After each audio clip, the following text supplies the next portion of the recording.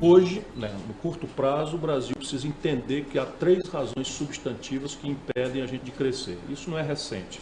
Se você tomar de 1980 para cá, o Brasil está crescendo ridículos 2% ao ano, em média, com momentos excepcionais, em ciclos de consumo populista que não se sustentam e acabam quebrando o país. O Fernando Henrique, na sequência do Itamar Franco, com o Real, o Lula, no primeiro momento, no primeiro governo, e ainda na parte do segundo governo, e ao mesmo filme que quebrou o Fernando Henrique, dando vitória eleitoral, o Lula quebrou o Brasil com a Dilma, dando cabimento ao golpe de Estado que está aí.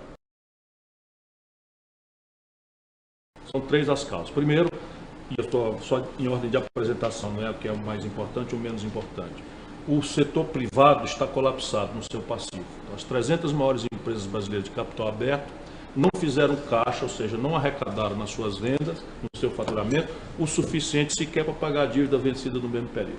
Portanto, se isso é fato, nós precisamos ter uma política nacional, porque o mercado não vai resolver isso, que para além de estressar a taxa de juros, né, para um patamar abaixo da rentabilidade média dos negócios, e numa oportunidade de ouro, porque nós estamos jogando fora, uma oportunidade absolutamente de ouro, fico indignado quando eu lembro disso, porque o mundo inteiro está praticando taxa de juros negativa e a inflação brasileira apresentou-se com deflação esse mês.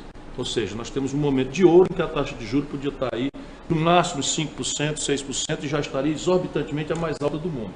E está em loucos criminosos, 10,5%, 10,25% da coisa. Então, é preciso consolidar isso. Eu tenho um conjunto de ideias, mas a mais relevante é criar um fundo soberano, lastreado em parte das reservas cambiais do Brasil, em que nós vamos trocar dívida interna em juro alto e prazo estrangulado por dívida externa a juro baixo e prazos longos, dado que o Fundo Soberano pertence ao Brasil.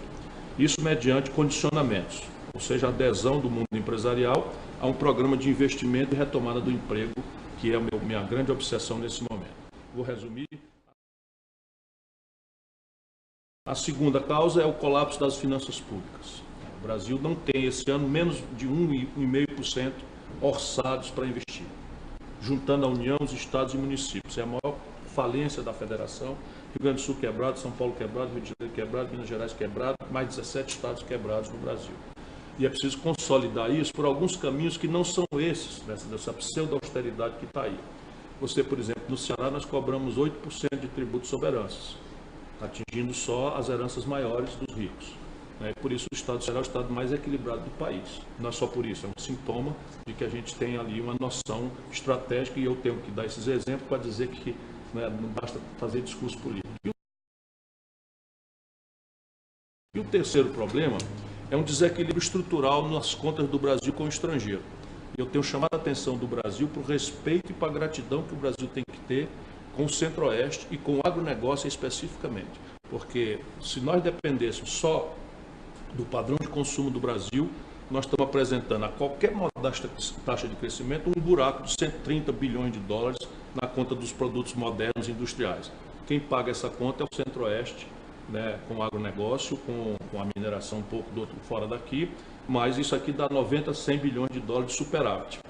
E por isso a gente não derreteu a nossa moeda ainda. Mas só para você ter uma clareza, nesse setor pujante como é, a agricultura mais extraordinária do mundo, 40% dos custos de produção são importados do estrangeiro. Não tem uma fábrica nacional de fertilizante, não tem uma fábrica nacional de agrotóxicos, não tem uma fábrica nacional de implementos agrícolas. Tudo isso aí são um conjunto de potenciais que o Brasil tem e eu elenco 4 grandes blocos, que são aqueles onde o Brasil já está jogando dinheiro, aos bilhões de dólares, gerando emprego no estrangeiro. Complexo industrial do agronegócio, acabei de falar, complexo industrial do petróleo e gás e bioenergia, complexo industrial da defesa.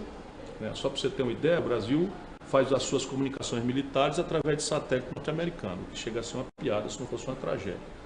E, por fim, o complexo industrial da saúde. Só esse ano o governo federal vai mandar para o estrangeiro mais de 17 bilhões de dólares comprando coisas que poderiam perfeitamente ser fabricadas aqui.